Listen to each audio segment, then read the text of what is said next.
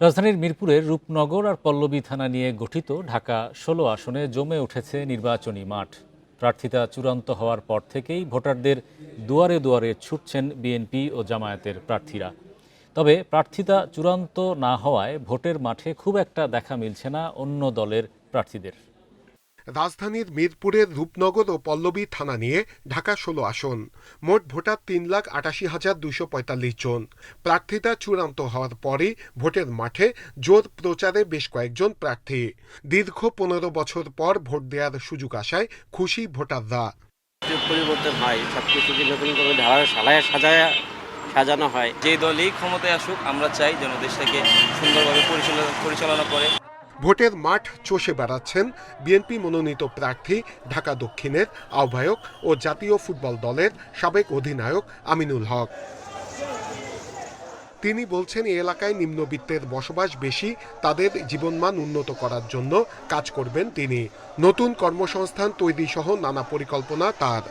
এখানে আমাদের অনেকেই পরিবারের যারা অর্থের অভাবে তাদের সন্তানদেরকে পড়াশোনা করাতে পারে না, অর্থের অভাবে অনেক বয়োবৃদ্ধ বাবারা রয়েছে, অনেক গর্ভবতী নারীরা রয়েছে কিংবা শিশুরা রয়েছে, তারা অর্থের অভাবে সঠিকভাবে চিকিৎসা করাতে পারে না।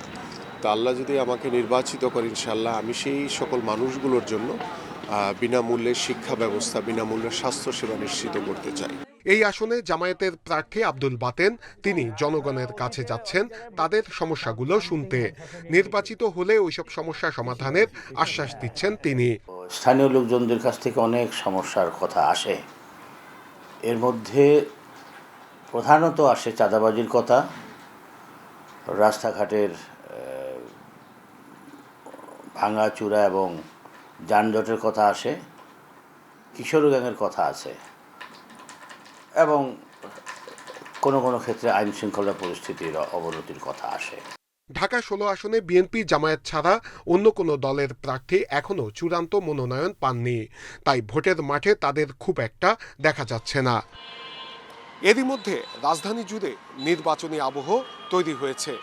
সাধারণ মানুষ বলছেন, আগামীতে যারা নির্বাচিত হবেন তারা দেশের স্থিতিশীলতা রক্ষা এবং নাগরিক অধিকার প্রতিষ্ঠায় সর্বোচ্চ গুরুত্ব দিবেন।